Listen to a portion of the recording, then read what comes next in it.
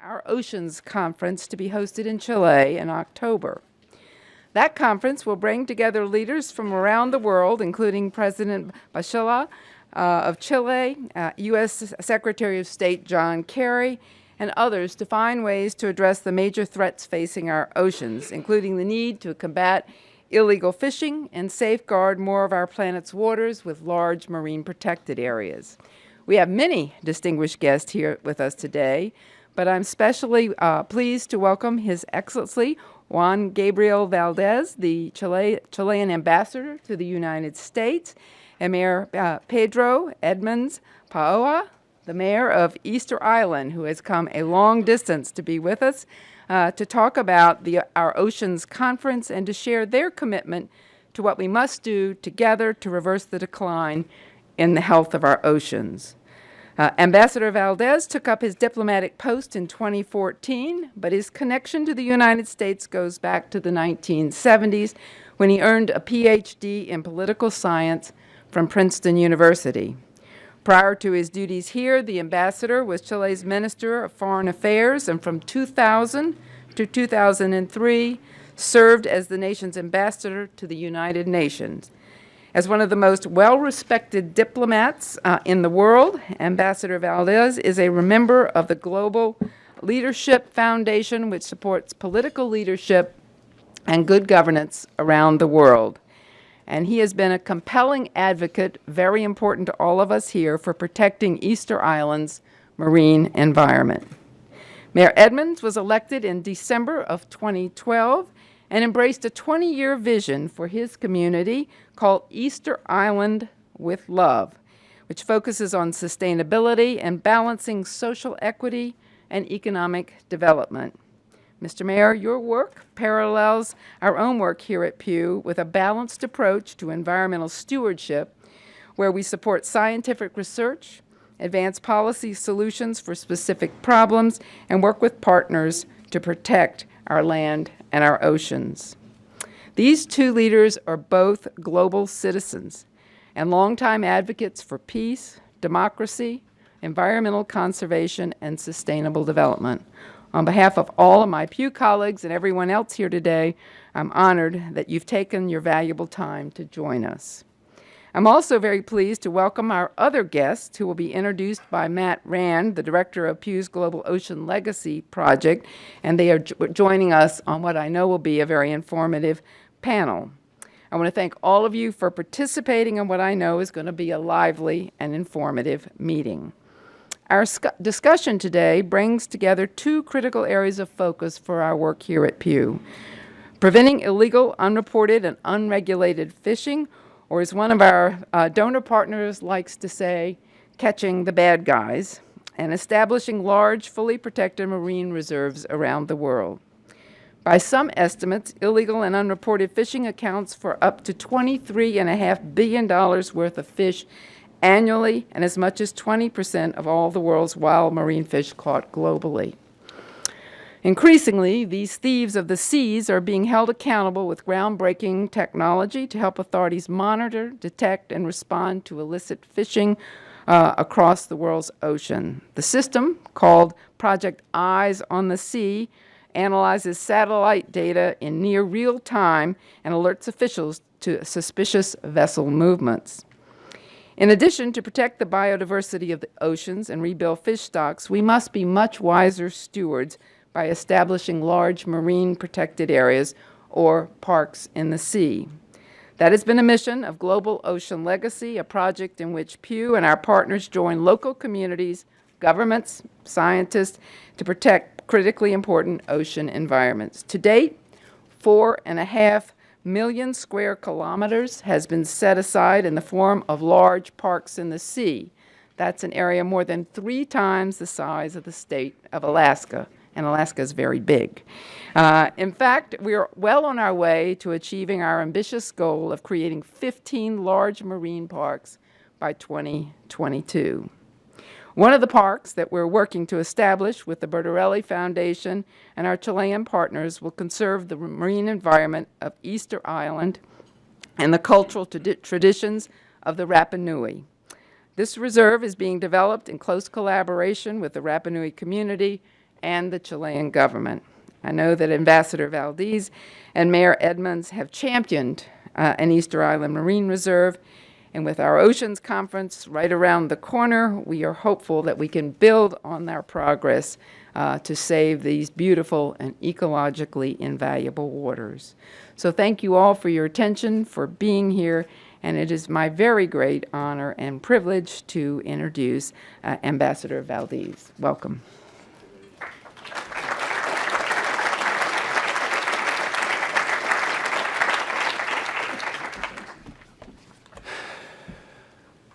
Well, good morning to all.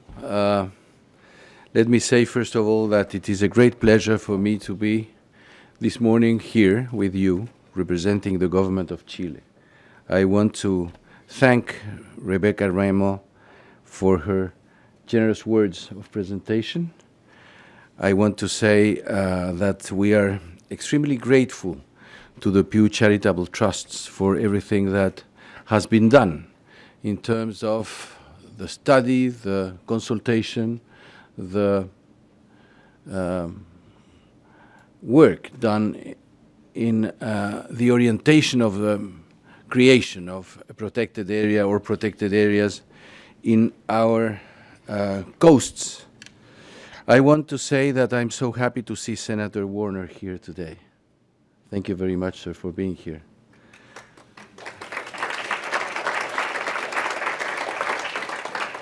And it is also a great pleasure to be here today with the mayor of Rapa Nui, Pedro Edmunds Paoa, who is not only a remarkable man and remarkable politician, he incarnates, in a way, the struggle of the natives, of the members, of the inhabitants of that fabulous island. Let me say that even if I have not had the chance of working with him directly in the past, I'm sure that due to the work done by Pew, we will be able to work together in the future, not only in this issue, but in other issues. Thank you very much for being here, Major.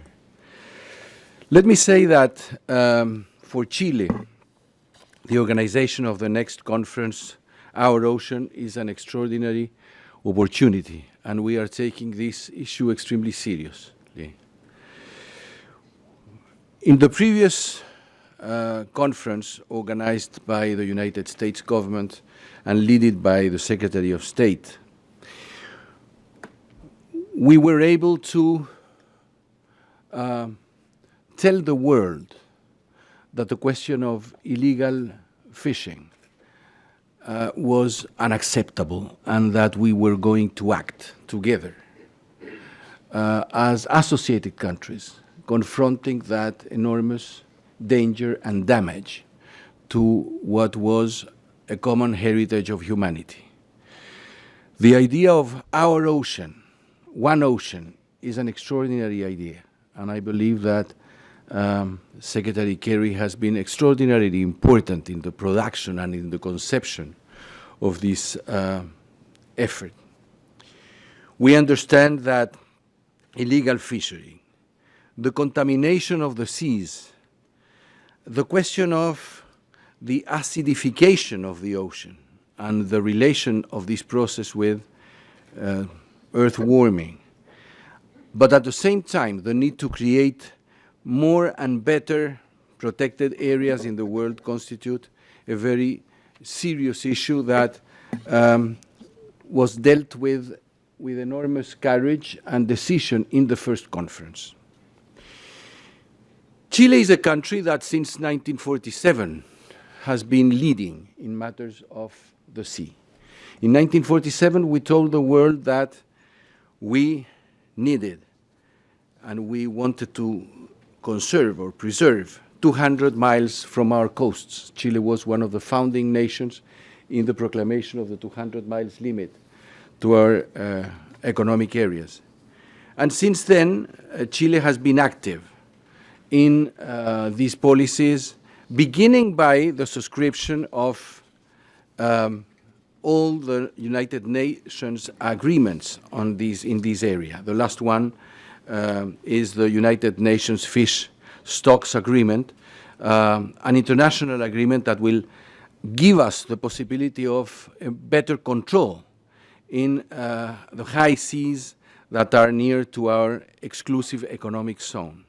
We have been working with other countries in the Pacific in this effort, and we understand that what we ought to promote in the next conference, that, as was said before, will reunite a number of 400 personalities in Chile, not only chiefs of state, secretaries of state, but also experts in this discussion. We ought to discuss particularly 3 specific objectives that will define our conference. The first one is the international governance of the seas. In fact, these big global problems have to be addressed from an inclusive and wide perspective, in which the agreements adopted at the United Nations level will give us the juridical frame, but what we need is political will and association among ourselves in order to be able to accomplish what these broad agreements promote. The second objective refers to the communities in the oceanic islands. We need to identify clear examples of the way in which these communities can develop sustainable relations with its oceanic entourage and with its resources, promoting projects and initiatives that will be in harmony with their reality and context. Thirdly, we want to promote philanthropy for conservation. The actors of civil society, NGOs, foundations, actors and other figures that are committed to these efforts need to have each time a more important role in assuring the protection and conservation of the oceans. Philanthropy is a very important element that needs to be underlined by this conference. We know that this conference, Our Ocean, will take place 2 months before the COP21 in Paris, that will take place in December in 2015. We want, therefore, with this conference to contribute to this effort, understanding that a healthy ocean is a very important element in the sustainability of the whole planet. But I couldn't finish these words without referring to the main point that has been raised with this conference, with this discussion, and with what Chile is doing in this area. We have promoted recently the creation of a new protected area in the islands Salas y Gómez, which are close to Rapa Nui. This is an important effort to us. It involves the consideration of different ministries, of experts, of people who have to consult experts in different areas. To create this initiative, we have in recent times participated with different organizations to correct our legislation in marine parks, considering the activities to be carried out in them only for purpose of observation, research, or study can be developed. With the effort conducted by the Pew Charitable Trust and the work developed by the Rapa Nui community, we are extremely optimistic, and we are looking forward to the possibility of creating an area of protection around Easter Island that could become one of the most important protected areas in the world. We understand we understand that this initiative, which is important because, and it is not only important for what I have already said in respect to the oceans, but it is particularly important, I know, for the mayor and also for all of us, because it is based also on the will of the Rapa Nui community, and it is based on the consultation of the Rapa Nui community. This issue is something that is being studied by our government and by our ministries, and we hope to have soon a clear decision on this issue. I want to finish these words remembering once again that we are grateful to this organization and to the effort that this organization has been doing not only in this particular initiative, but also in the support that we have received from it for the organization of this conference. We were thanking also the State Department some weeks ago because the State Department has been kind enough to send us people to work with us in the organization of the conference. They are staying in Santiago and working with our own Ministry of Foreign Affairs. This type of cooperation is a good example of what we have to do in order to be able to protect the oceans. Without international cooperation, open international cooperation, and political will, we will go towards a catastrophe.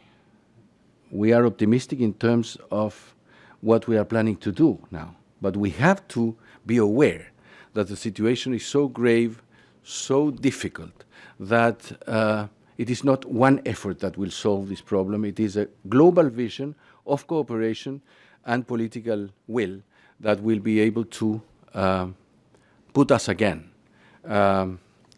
facing or give us our coast the possibility of a healthy ocean. Thank you very much for your attention.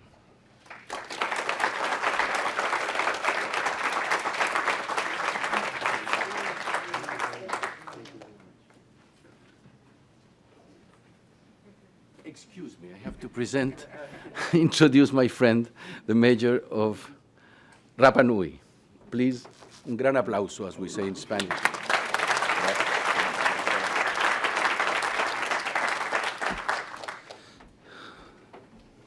Thank you, Ambassador.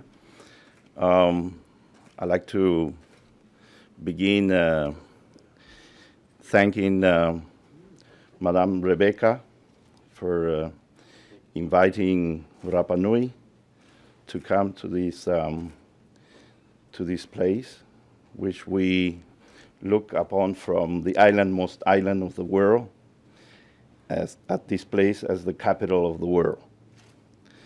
And I'm honored to be here in representation of my people and of my island. And also, I'm honored to meet Senator. I'm sorry I didn't capture your name, but I'm honored to meet you. And thanks for being here. In our culture, we respect very much the elder person, which is the wisdom of the people. So thank you for bringing the wisdom. And of course, I thank very much my ambassador that represents very well my country here in the capital of the world. And I cannot stop thanking Joshua for welcoming me last night in Rapa Nui to this place, beautiful place. And thanks everyone. Of course, we're interested in protecting. We're interested in balancing. Our vision that is placed for the next 20 years, beginning 2 years ago this is my 5th term as the mayor of Rapa Nui. Our vision is projected for the next 20 years.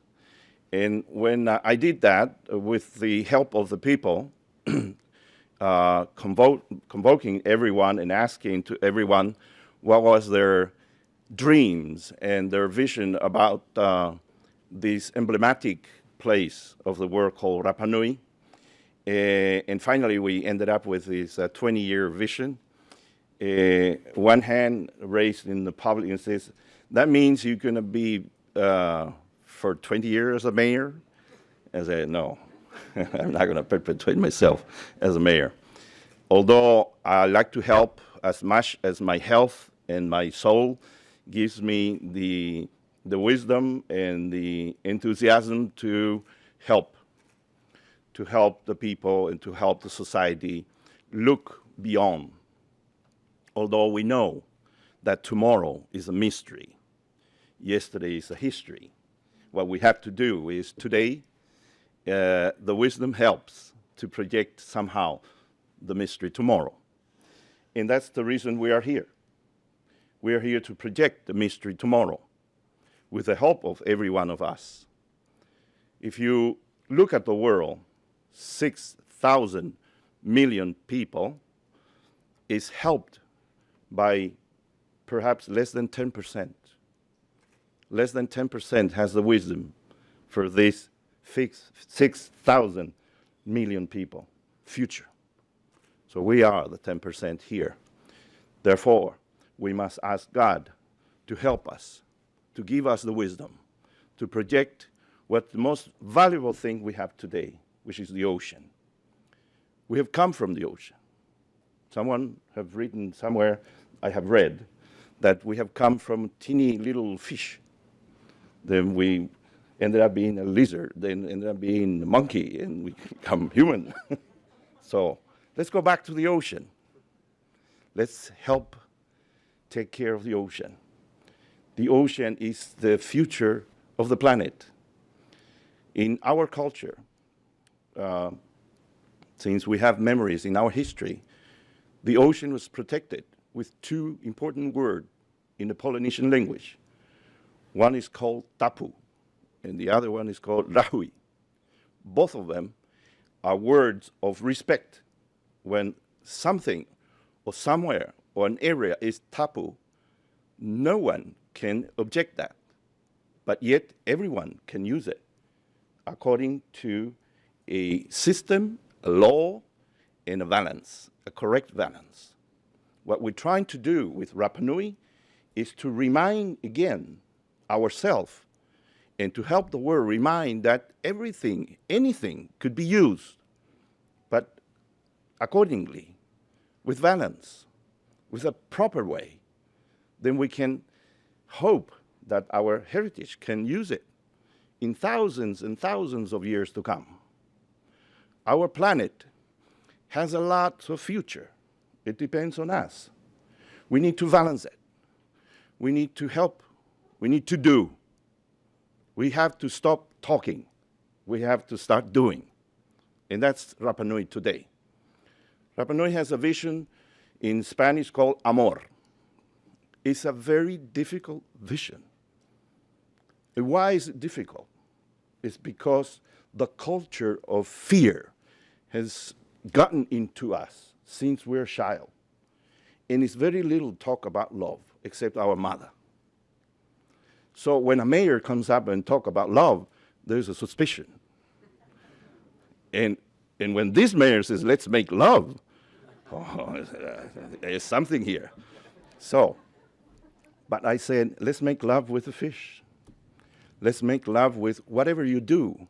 And I start giving example. For example, one time I was going by, and I see someone on a post, on a light post. He was working with cables. It was the electrician man. But by working with the cables, somehow went by and cut with a pair of pliers the telephone line of a neighbor. So that neighbor called me on the radio. I had a radio program that is open to everyone to call, even from Washington. And they called me and says, my telephone went out because the electrical man mistakenly caught the wire. Then I call up this man on the radio and says, you have to make love to the post. That was a very compromising way. And so then I explain, and I say, you have to not only think about what you're doing, you have to think about the others too. You have to be responsible. The same thing with our ocean. Today, our fishermen, this has to do with my vision, our vision for the island.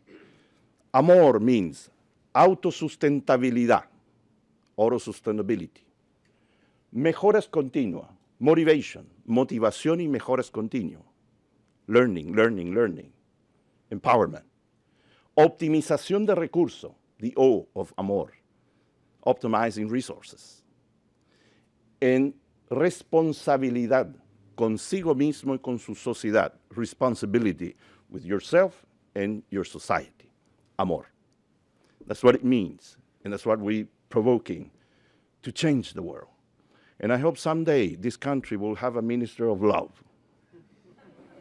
That would be nice, and promote that. Then we have to, of course, look into the ocean. Rapa Nui is known because of, I saw a moai picture somewhere. Rapa Nui is worldly known for the figures, the moai, which we descend from those that built it. Although most of you say, well, there's a mystery there. There's no mystery. It's just that the scientists didn't listen to us. But it's okay. We like the mystery. Because thanks to the mystery, we have 100,000 tourists a year. So we like it. It's what we call is a strategy dilemma. Rapa Nui is known, of course, with the moai. And I said, in our vision of amor, we cannot think only for the moai, to the moai, by the moai. Because that has a limit. We are a small island. Our airstrip has difficulties. We have limit. As we are going now with the mayor that is calling everyone to make love, probably in the next decade we're going to have a lot of citizens that's going to be asking for more. So we have to look into the ocean. The ocean is our fountain of richness, of prosperity. So the ocean must be cared for, must be looked upon, and we need to call the science to come in for our sake, to understand better what we're doing, but also for the sake of the world, how we can even better that. Now, today we have corsarios, piratas, that comes nearby our water and get what they want. We also need to call those and convert those in our own complices for the good. Not attack them, but teach them that you can take, but you have to ask permission.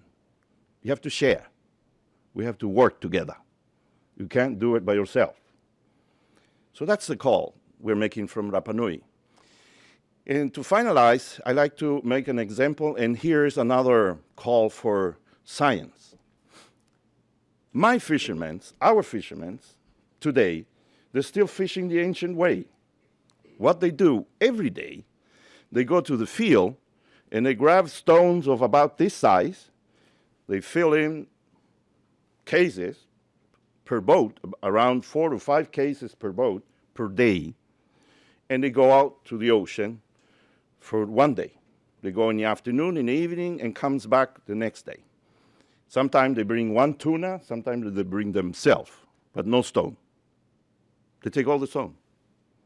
So one day, about 3 mayors back, I calculated that we're taking to the ocean around 6 trucks of stone per year. Today it's more.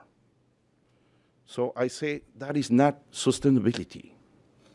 That's taking the moai to the ocean. So no, we need to stop that.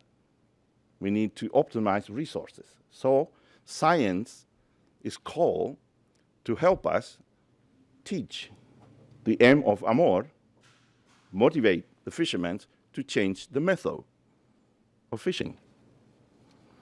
So finally, I'd like to thank, once again, it's an honor. Thank you, Madame Rebecca, for helping Rapa Nui. Without your help, without the help of the Charitable Trust, Pew, we cannot be here. We cannot have advanced so much in what we wanted for decades, a helping hand. We need that helping hand. So keep staying with us. Help us until we win this case. I'm just talking like a lawyer now. I'm not a lawyer. I'm too far to being a lawyer.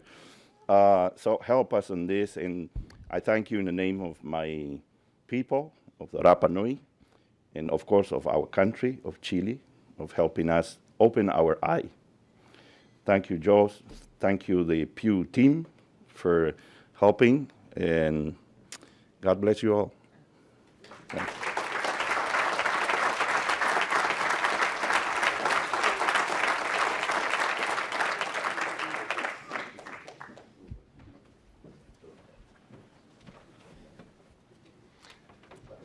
See if I'm. Thank you, Mr. Mayor. Thank you, Mr. Ambassador. My name is Matt Rand. I'm going to ask the rest of the panel to start coming up now. And please switch on your microphones if you're having difficulty. We have some AV support. I'm the director of Global Ocean Legacy. It's a partnership of 7 organizations focused on creating the first generation of great marine parks. We work very closely with scientists, with government, with policy leaders, and of course local people in the locations and where we're doing our work. We currently are working in Palau, French Polynesia, New Caledonia, Australia, New Zealand, of course Easter Island, and Pitcairn Island. So I'm going to be very brief so that we stay on time, and we're going to get very quickly to our panel. I'm going to give some very brief introductions of our panelists, and we will have some remarks from them. Will be followed by one series of questions from myself to each of the panelists, and then we will open it to the audience and to our audience online as well. So first is Ian Urbina. Ian is an investigative journalist with the New York Times. Ian has been with the New York Times since 2003. Most recently, Ian has spent 1.5 years of his life looking into the lawlessness that takes place on the oceans. Ian just finished a series of articles featured in the New York Times, The Outlaw Ocean. That can be found online at newyorktimes.com/oceans. If you have not had a chance to read the series, it really is a remarkable series, and I highly recommend spending the time to read it. Our next panelist is Russell Smith. He's the Deputy Assistant Secretary for International Fisheries at NOAA. Russell serves as the acting United States Federal Commissioner for both the Western and Central Pacific Fisheries Commission and the International Convention for the Conservation of Atlantic Tunas. Christian von Katowski is the Senior Consultant for Fish Eye Africa. Christian has worked for the series of a number of years on the production of a protocol in the eastern side of Africa in the Indian Ocean, a collaboration of 7 different countries working to combat illegal fishing.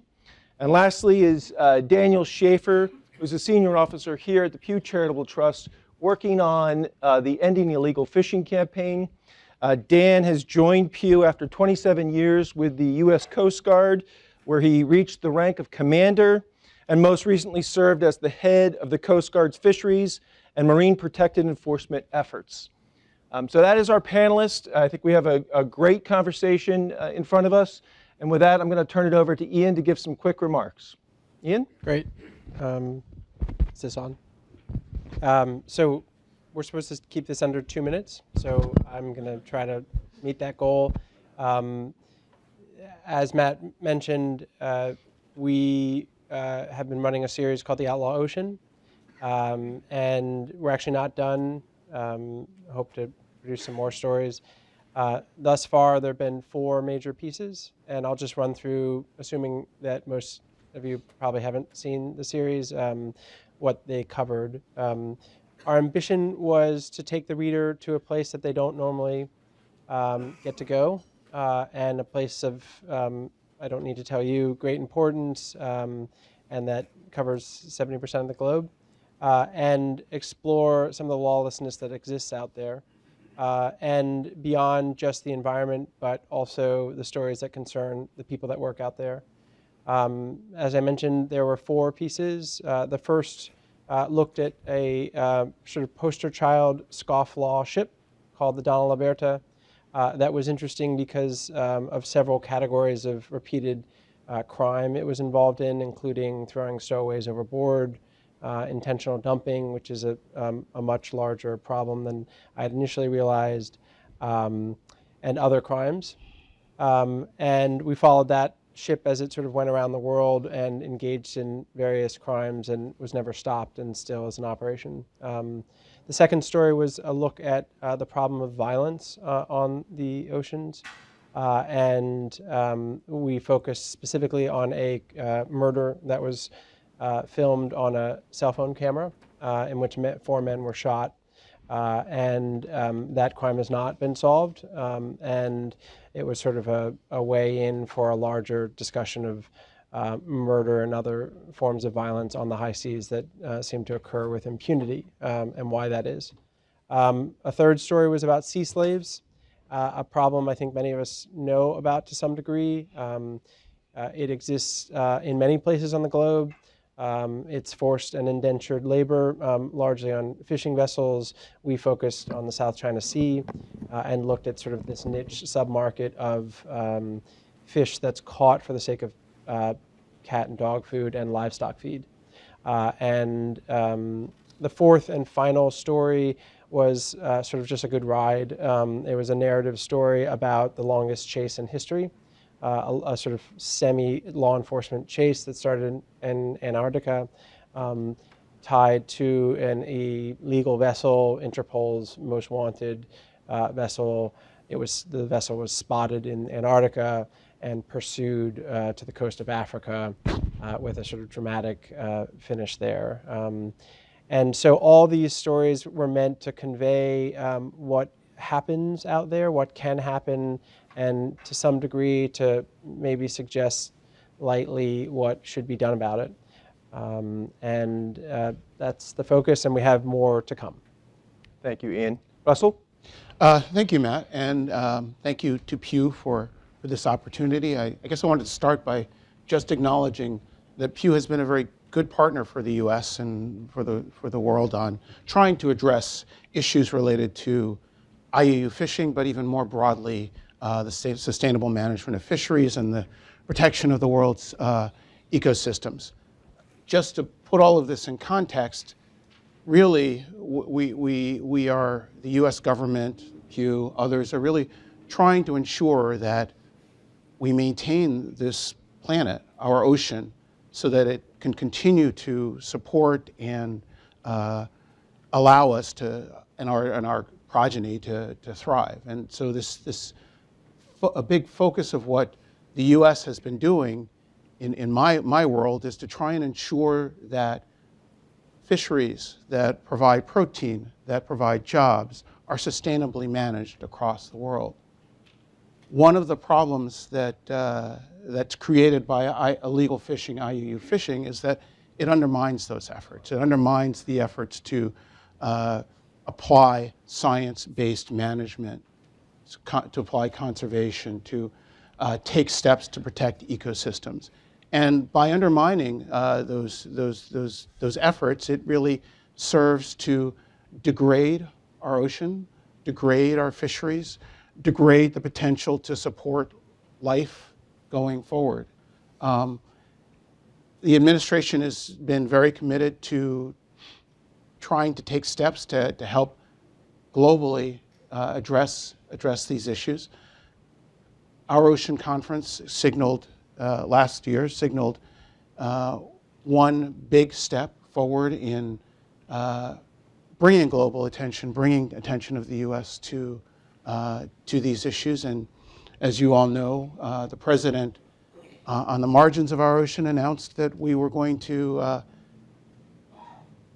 pull together a full press among the various agencies of the administration to try and figure out how to better address IUU and seafood fraud.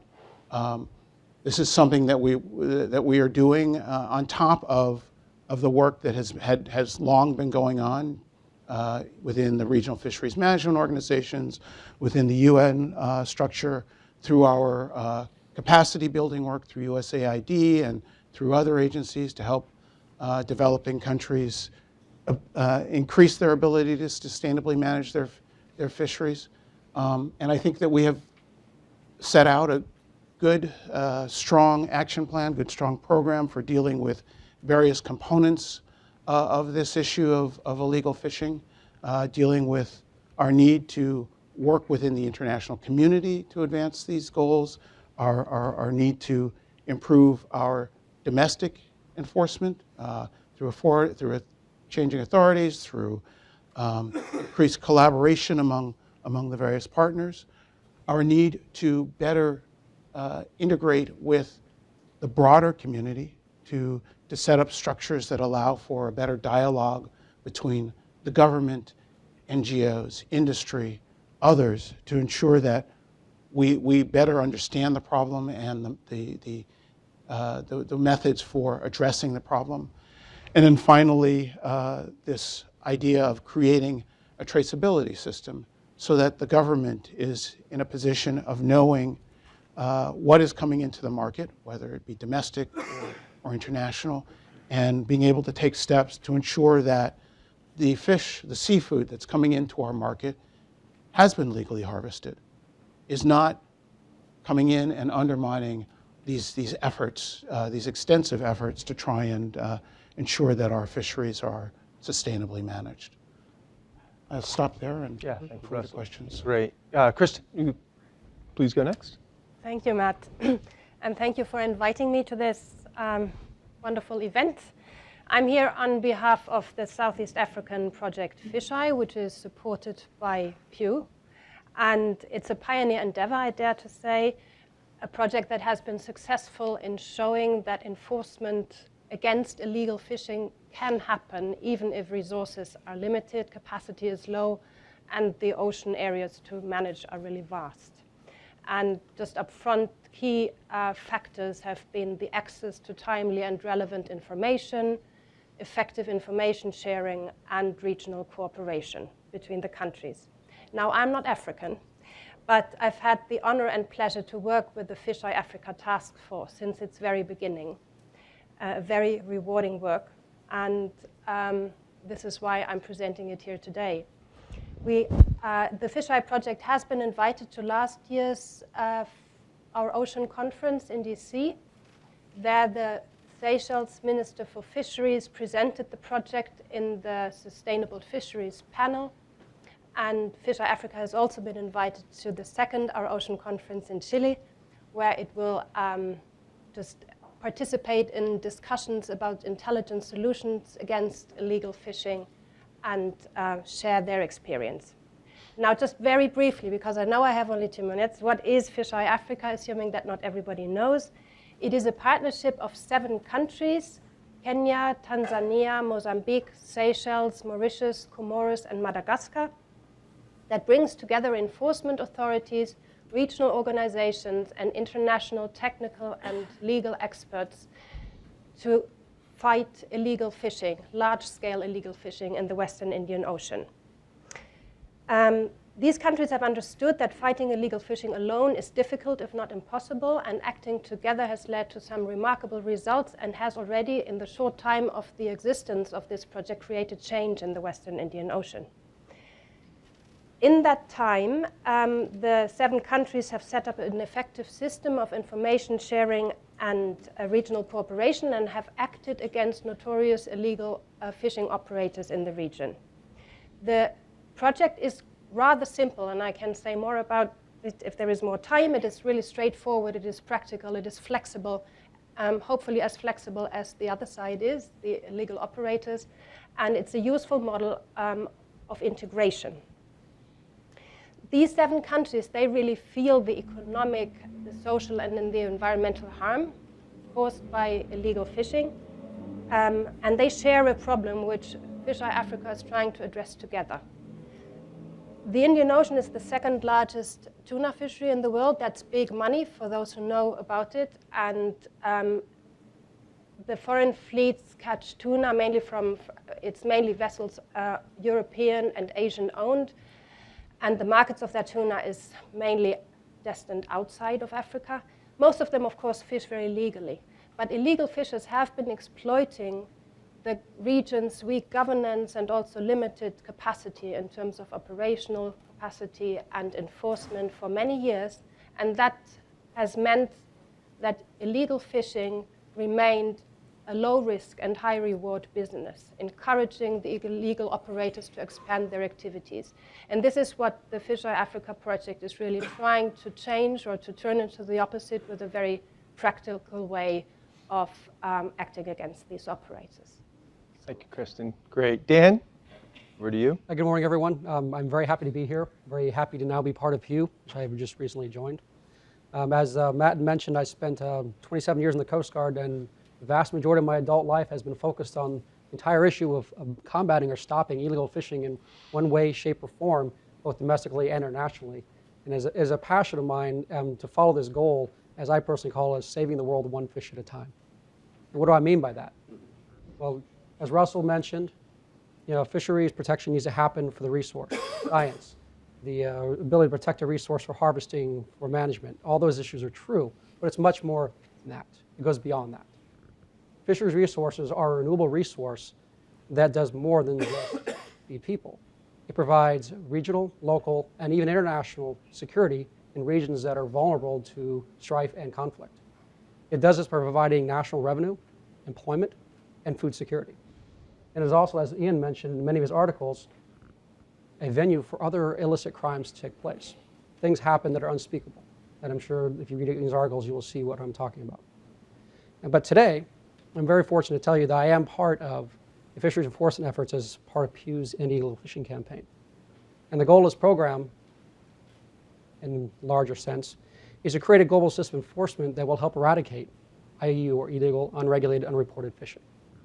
And I think, as part of this efforts and all of our efforts as collectively as table and with Pew, that is something we can all get behind and save the world one fish at a time. Thank you. Great. Thanks, Dan. Okay, we're going to have a brief round of questions from myself to the panelists, and then again, we're going to open it up to the audience. I'm also going to invite the ambassador and the mayor if they'd like to answer any questions as well. So Ian, I'm going to start with you.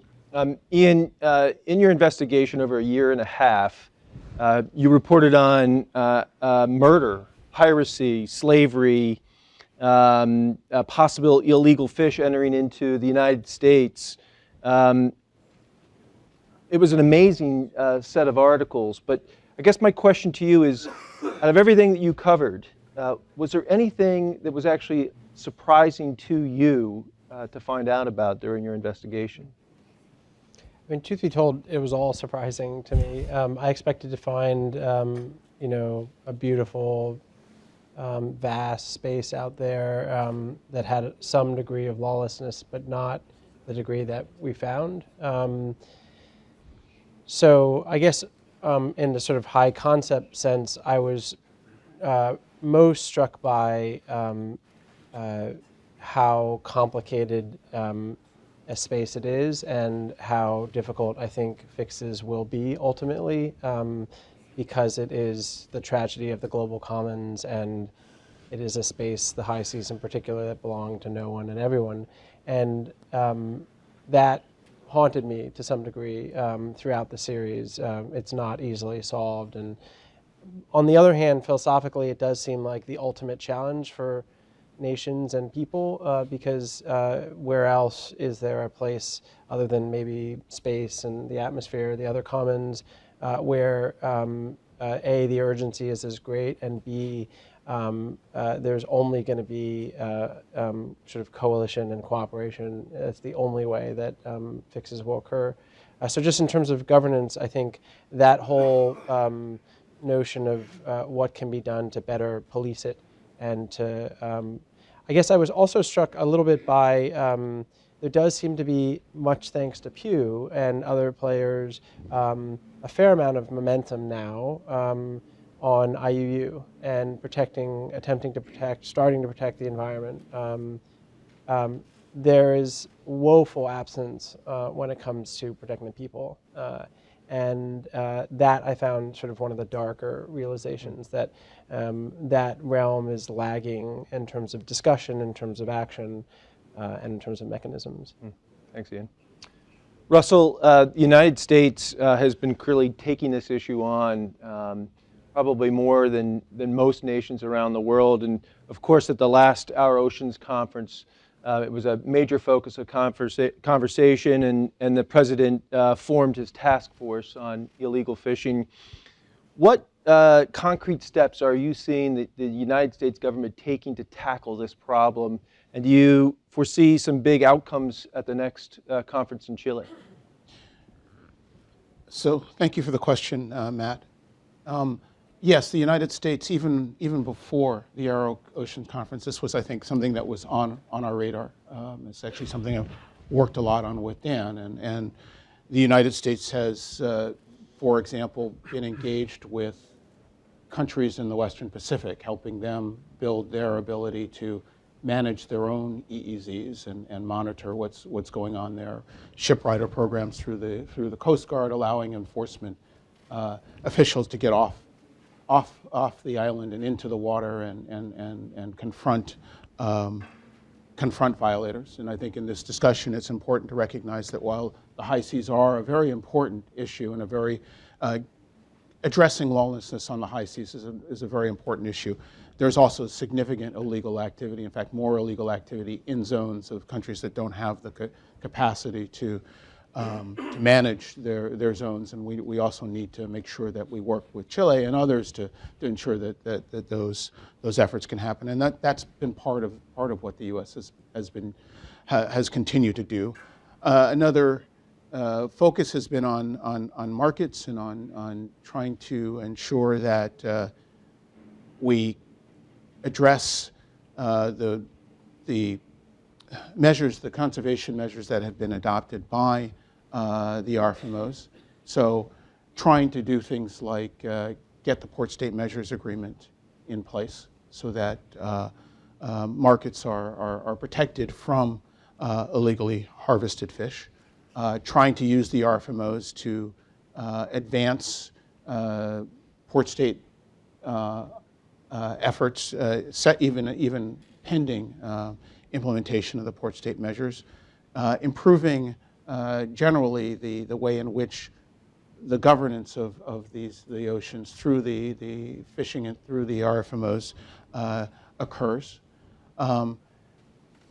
We've also taken, I think, very significant steps to implement the vision of the president. Over the last year, we have developed both recommendations based upon consultations with broad group of stakeholders, including NGOs, fishermen, other nations. Those recommendations have now been turned into an action plan, which is due to be completed in the next year and a half by 2017. Which will include the implementation of, as I mentioned earlier, a traceability system that will help us better address product coming into the U.S. market and try and ensure that it remains legal. It remains product that has been legally harvested. But it also focuses on things like improving exchange of information among both U.S. actors as well as international actors, so that we can help others participate in these efforts to combat IUU fishing. Thank you, Russell. Kristen, developing countries are some of the hardest hit by illegal fishing. It's estimated that Ghana loses $100 million a year from illegal fishing. These countries are also the most resource constrained. Can you talk a little bit about how you see the Fisheye Africa model being able to be applied to developing countries around the world? And do you think this is something that's conceivable to really start to help some of these countries globally? Yeah, thank you for that question, Matt. It is true. I mean, developing countries, especially in the region where I am working in Africa, they are really hardest hit. It has implications for the economic development, but also for food security and for human well-being. And at the same time, the rising global demand for fish has made African waters really a magnet for foreign fleets. So this is all happening, and the Fisheye Africa model has been a way to really increase their resources in a way through intelligent solutions, also cost-effective solutions in order to address this problem. There is great interest, not also beyond Africa, in the concept of fisheye, also in Latin America and in Southeast Asia, and it is in fact being applied now in West Africa by 6 countries, including Ghana. But of course, it has to be tailored to every region, so there is not one solution. The concept as such can be applied, but regions differ. The countries differ, the fisheries differ, the foreign fleets differ, the political systems differ, the way countries work together differ. There are differences that need to be incorporated in the plan that is being applied, but having said that, there are some general messages or lessons that we can see from the work in East Africa that may be helpful for other regions as well. And that is access to timely and relevant information. So if there is limited capacity to patrol the waters, to manage their fisheries, to pay for sea or air patrols, then additional information on what is happening in their waters is very important. It gives them really the tools to see what they could do. And then they have a lot of that has, of course, that's the nature of illegal fishing, that it has been happening in the dark, and it sheds some additional light on what is happening in their waters. The second thing, that it's not just technology, it's very much about people. It's about having the confidence to act against illegal operators. It is the illegal operators seeing that they are being observed, that they cannot continue with their practices unnoticed, and that they change their behavior. It's very much about human behavior, the whole thing. And we have seen that. So all of a sudden, when they are applying for licenses and the revenues go to the countries. So these are things that are important, the trust between the countries that allows information sharing at all, that they share their licensed vessel lists, that they tell each other what is happening in their waters and in their ports, that they inform each other. So regional champions providing political support is very important, because these people in the enforcement authorities, they make difficult decisions, which are risky. I mean, they really take some professional and personal risk at times when they act. So this is also very important and should not be underestimated when applying the concept. It is not just the fisheries issues, it is also other agencies that come in. We've heard about the criminal parts of it, so associated crimes, so police, port, customs, all of them have to work together, and it's a lot of pedantic cross-checking of information. So it's really a lot of work. And the power of media and communications has shown to be really important in order to put pressure on illegal fishing operators. And last but not least, these very concrete cases we are working on have shown that the need for unique vessel identifiers, for IMO numbers, and also for strict port state measures, that the port states can do something if a vessel approaches port, that the ports have the ability to do something, because patrolling is so expensive on the water. So this is really shown by these concrete examples. Great, thank you, Kristen. Dan, your second week on the job, I'm going to throw you a curveball. I'm going to bring in marine reserves into the conversation. You've been to Palau, you've been to Easter Island, and you've helped us think about enforcement strategies for these marine reserves. But can you also talk about your view on how marine reserves can help combat, or at least keep the illegal fishing and pirate fishing at bay? So I'm going to throw that one at you. Thank you for that. Well, marine reserves are looked at in different ways, and from this perspective, you're talking about combating the larger picture of protection of the global commons. Enough has been said about the marine reserves within, but there's also the aspect that when you protect areas larger as the oceans, global commons, global heritage, you're also protecting and putting on notice of people that we, the global community, are watching what you are doing, and not just within the reserves, but we are also watching you come into the reserves. We're watching what you do from outside of reserves coming in. We are, in essence, looking at areas of the ocean that you're trying to do something that we don't want you to do, global community, and we're watching it.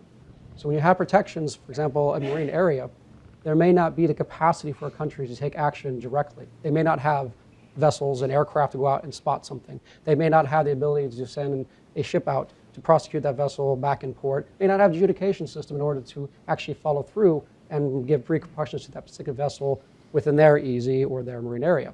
However, the global community does have tools. There are mechanisms in place that can be used if an area itself is considered a place where somebody does not belong. And I'll give an example as the Easter Island area, the Rapa Nui Marine Reserve concept. If a vessel is sighted out there that the Chilean Navy cannot respond to, but is documented in that area, if it was a marine reserve, and if the presence of that vessel as a fishing vessel in and of itself constitutes a violation of Chilean law, then there are things that can be done in the international community, international instruments such as the EU listing, blacklisting a vessel in RFMOs, the U.S. listing as a potential support of IU activity, things that provide economic disincentives for that vessel, and perhaps even that flag state of that vessel to prevent that from happening in the first place. Thanks, Dan. Good job. Okay, at that, we're going to open it up to the public for questions. We also have people online. I also wanted to mention that there's information in your packets about the efforts taking place on Easter Island, Rapa Nui. And again, I invite the ambassador and the mayor, if you'd like to field any questions, to feel free to do so. So with that, I'm going to open it up to the audience first for the first question. John? You want to introduce yourself too, John? John Amos from SkyTruth. Wonderful opportunity to hear all these insights from such an expert panel. So the technology exists now to be able to track fish from the point of catch in the ocean to port to the consumer. But as Kristen pointed out, people are the big impediment, not really the technology. And so one of my questions for you is, I know some fishermen and fisherwomen, and they tend to be pretty iconoclastic and kind of hard-headed and private people. And what we really want is we want them to make themselves trackable to the world so that we can apply that technology solution to the traceability problem. Short of regulation requiring fishers to make themselves trackable, and that is part of the solution, but probably would never be the complete solution. Short of that, what are other ways that we might work to incentivize fishers to use these technologies to voluntarily make themselves trackable? Here's your question too, John. Anybody who cares to take a shot at it. I can start on this.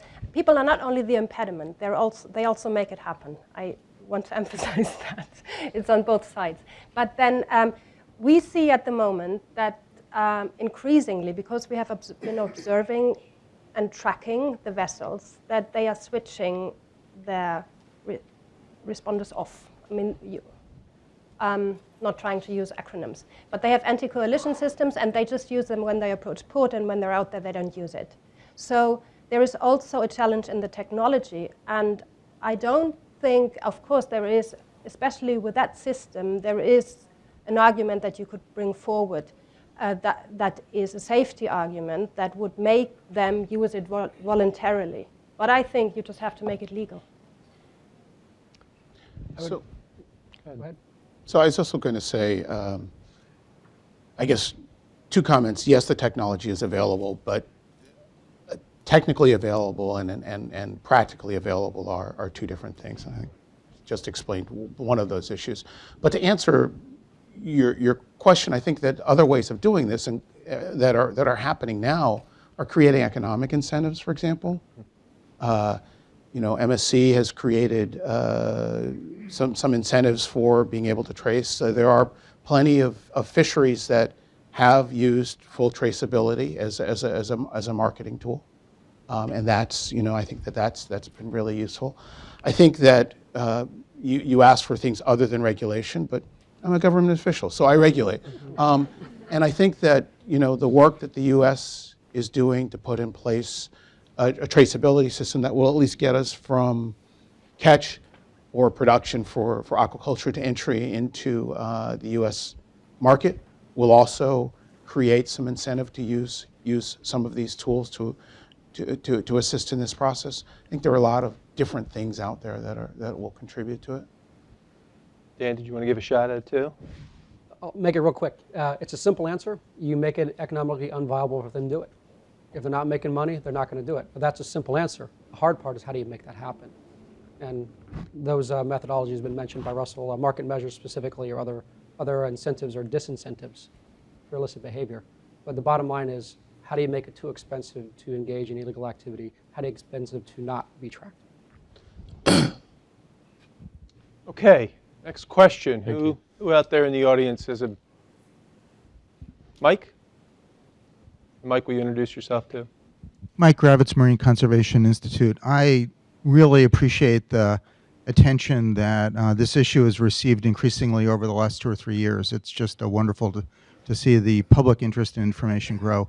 My question is, on the high seas, when vessels are flagged with flags of convenience, or other countries that basically sell a license to put a flag on a ship for a couple $100, when countries really do that and don't care what their flagged vessels do, how does the world get around this? Because you can't board them if you're not given permission from the flag country, and the flag country has no incentive to give you permission to board. And so it seems to me on the high seas, a lot of things begin to degenerate because of this worldwide system of flagging vessels, which seems to date to the 17th or 18th century. And I'm wondering, are there ways around this? Is there an attempt, or are there thinking by marine lawyers or scholars about how to sort of get around this problem or solve this problem of access to vessels that have that are flagged by countries that really don't care? Anybody can answer. Russell, I think maybe you might be the best one to tackle this, being that you're the international fisheries negotiator. So there are several ways of getting at the issue of states that flag vessels but that don't adequately manage their vessels. For one, you use market power. So you can name and shame some of these countries, and the U.S. has done that through its process of identifying nations that have vessels that are engaged in illegal activity. It's a process that allows us to identify, then work with, and then if we aren't able to solve those issues, eventually keep that product out of the U.S. market. The regional fisheries management organizations that do manage fishing on most of the high seas in the world provide another tool. We have been working within those organizations to try and promote the idea of high seas boarding and inspection regimes that would allow, if you're going to fish in the area, you have to subject yourself to these regimes. And if these regimes are in place, they allow for enforcement officials to identify when there's illegal behavior happening. It's been a difficult idea to push, but I think we are making headway, and I think that's another tool that will help us to address this issue. As more countries are doing things like traceability, the EU system, our system, we will also see that those vessels aren't able to get their product into port because invariably they aren't acting legally. They aren't acting within the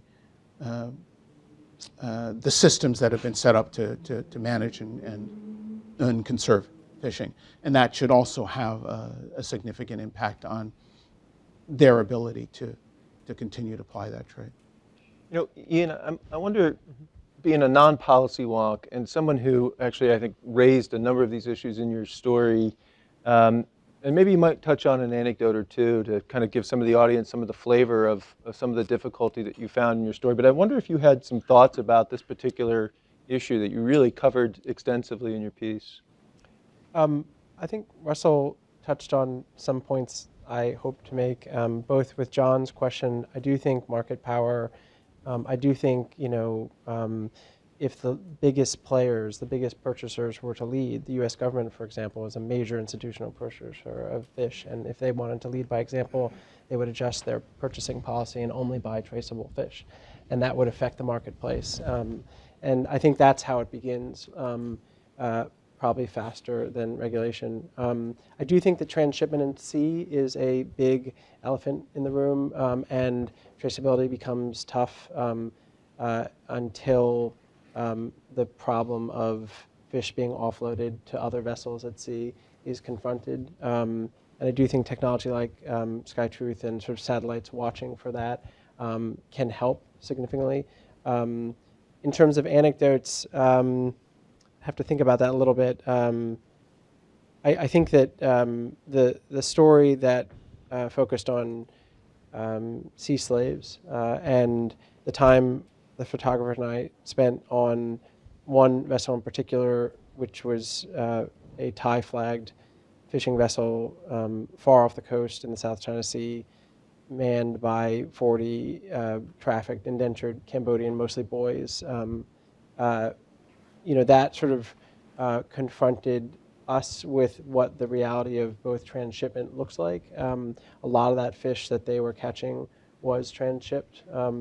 And it's exactly how those young men and boys were able to be out there for a year and a half and not have come to shore, and sort of the precursor to slave-like conditions. And it gets back to the port state control issue as well. If the ships are not coming back to shore, then the ability to inspect the labor or the fish or their records as to where they supposedly have been becomes very limited. So I think that transshipment at sea is going to have to be a huge issue to tackle. Great. Okay. More questions either from the audience or online? Katie? We've got another one right here. Hi, Barbara Best from the U.S. Agency for International Development. I also want to thank the panelists and our honored guests for their comments here today. We've talked a little bit about enforcement. We've talked about market leverage. And Russell brought up the point that we just not have to concentrate on the open waters, international waters, but close to shore. Most of the fish coming into the U.S. and other developed countries come from the developing countries where capacity is low. And we know that wild fish, particularly to the Pew project, catch reconstruction they supported, the wild fish in the world are much more important to global food security than we're recognizing. How do we get this whole issue into the real discussions about food security and then use those resources to tackle the issue of low capacity in the countries where the fish are coming from? Dan or Kristen, do you want to? No, you go first. Thank you, Robert. That is an issue that I have talked to many people about. Exactly that is how do you get the right attention on the fact that fisheries is not just, again, as I said before, not just about protecting species. It's about food security. It's about income to communities and protecting those who cannot protect themselves. How do you get that dialogue on the national scene to go beyond the large trawlers and the large factory processors that are in the high seas and actually go into that zone? And it's a difficult one because when you start getting to flag state sovereignty and issues of being able to take action in another country's area of jurisdiction, your authorities and your ability to take action as a third party are limited. However, there are examples in the Western Pacific where the Coast Guard has done just that, where they've made agreements with Western Pacific nations to do shipwrighter agreements to allow enforcement action to be taken in some very limited circumstances on behalf of the flag state as agreed to in that particular agreement. So the same concept could possibly be applied for areas of threat from the international community where you do partner with countries who lack capacity and ability. But in order to have the authority extended, you have to have an agreement that allows you to come in and do that. So that's my first suggestion. The second is, as part of the international dialogue, is looking again at IUU and the definition and what it means. And when you look at the impacts and you look at the rhetoric around the world about IUU and the impacts it's having and the devastating impacts both on local communities, the global community, you name the list of things we're all familiar with in this room, the one thing that is missing is these are very similar impacts that some of the universal crimes that were defined in the law of the sea also put out. And until the global community is ready to acknowledge either through customary international law practices or just the fact that IUU should be elevated to the level of universal crime, similar to piracy, similar to slavery, or broadcasting if you want to get all three of them, we're not going to get anywhere. So I think that is part of the dialogue that needs to happen, is that needs to be elevated from a civil crime, a resource robbing, to a universal crime accepted for the destruction that which it causes. Yeah, just to add to that, I can only confirm that from the work that we are doing, it's not just individual operators breaking the rules, it's networks. It is highly organized. Also, when we get to the transshipment issues, you need to be at a certain place at a certain time, and it's big logistics. So it's intricately organized, and this is harming the developing countries in various ways, and they can see that. And the African Progress Panel has also made this an issue last year and so on. So they are really highlighting it and trying to find solutions. And I think that it is important to raise this issue of food security also at the Our Ocean conference in order to support the developing countries in their efforts for them to have access to their natural fisheries resources. That's what it comes down to. Okay, great. We have more questions from the audience. Thanks, Matt. It's John Briley from Pew. I know most of you. Ian, I direct this at you and also Dan, possibly. This is going back to the question that Michael asked, but a little bit more of an elaboration. The Thunder was chased out of the Southern Ocean by an advocacy group and then pursued for almost 4 months. Who actually, I mean, Michael hinted at it strongly that I guess it was Nigeria, the flag state, probably had responsibility for that vessel, but I'd ask, your collective opinions on that. And then even if the law had actually been carried out to its intended conclusion, would that have stopped the illegal fishing? The law would have provided for what? Nigeria to send a vessel to the Southern Ocean to board and inspect? Just could you offer some clarity on what international law would have called for there, and had it actually been carried out, would it have had a good result? So I'm very pessimistic about this matter, the flag state control issue. So the Thunder is the illegal vessel that was in the fourth story, for those that didn't read the series. And it was a long and notorious illegal vessel, estimated over $60 million worth of IUU, toothfish, over a decade. It had changed flags many times. Its last flag was Nigeria. It was deflagged during the chase. And I'm skeptical about the effectiveness, even in the best of cases, of a flag program like Nigeria catching up with a crime like this because of the sort of, the resources that do not exist, the incentive that does not exist for a flag registry to actually investigate and prosecute a crime. The structural incentive is to blacklist or just simply deflag a vessel and sort of move away from them. And that seems to be a pattern on the high seas. At best you see sort of a moving away from. That's a significant law enforcement action by flag states often. Again, not the British, the American, but this other realm of flag registries that are more famous for flagging illegal players. So I'm not sure, and just the reality of how these programs run, the notion that they would put law enforcement on a vessel and go pursue them and try to prosecute them. They don't have the lawyers, they don't have the skill set, they don't have the money, and those are their clients ultimately. That's, the Thunder is what kept the registry in business. So I think in that case, you had Sao Tome and Principe, really step up in the end of the story. And it's a story that's still unfolding. There's a trial next month, in 2 weeks, this month, of several of the officers. And a lot has happened there, but largely because of the attention that the advocacy group put on the vessel.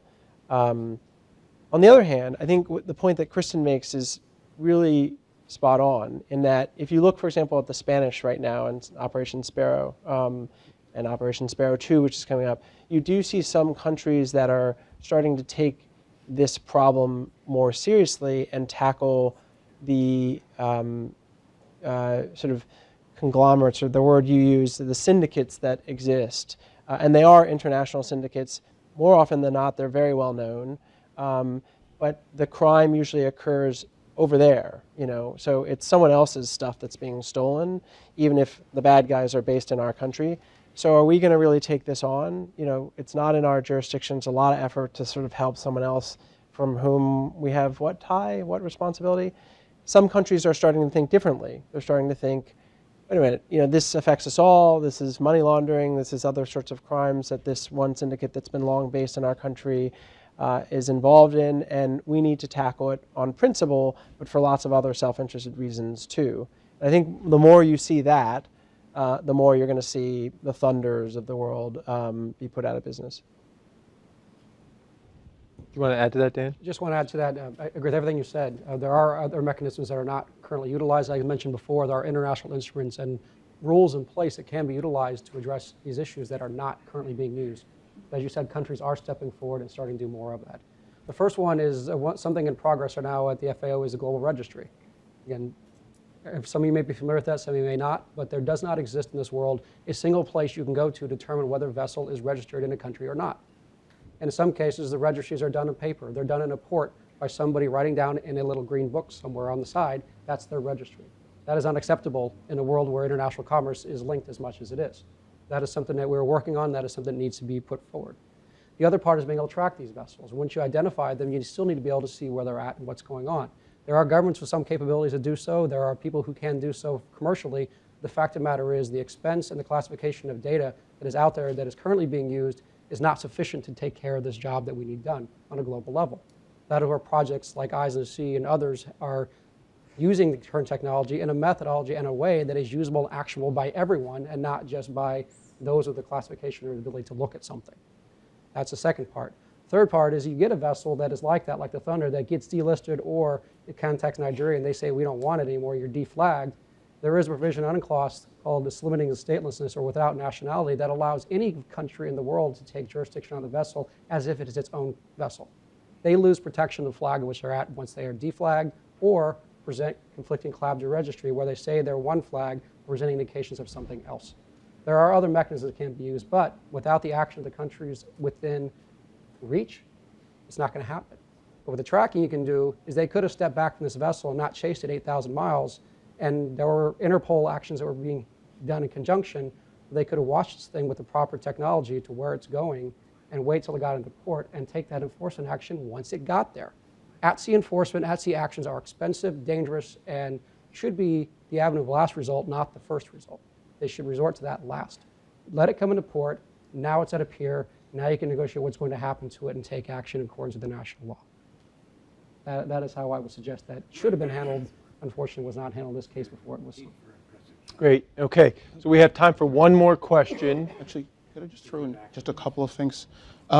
Actually, with the Thunder, it's your last point is an interesting point because it didn't go into port, in part because if it had, the ports had indicated they would take action. So that also highlights the importance of port state actions.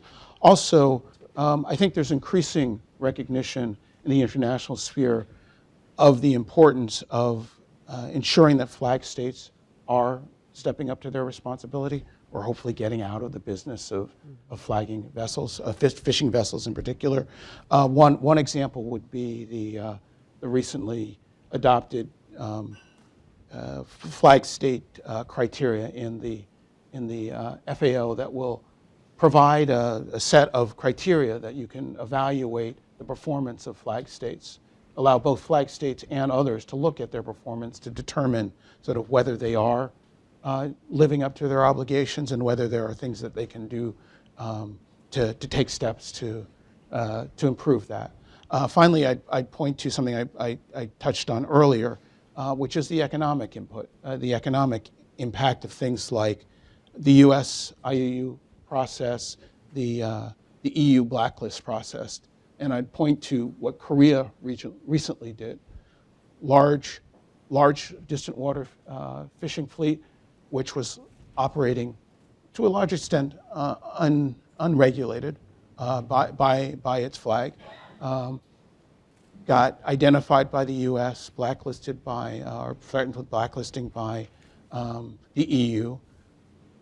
Significant economic pressure to get Korea to both change its law, to put in place provisions that actually allowed it to manage its distance water fleet, as well as include consequences for violating those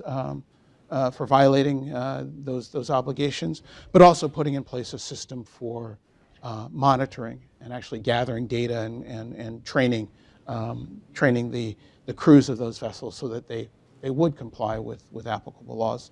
We'll see over time whether it worked, but there are models out there that can help us get flag states to start to actually step up and fulfill their responsibilities. Thank you, Russell. Okay, we are closing on our time here this afternoon. I appreciate very much everyone coming. I wanted to, of course, thank the ambassador, the mayor, Ian, Russell, Kristen, and Dan for joining us this morning. Thank you all.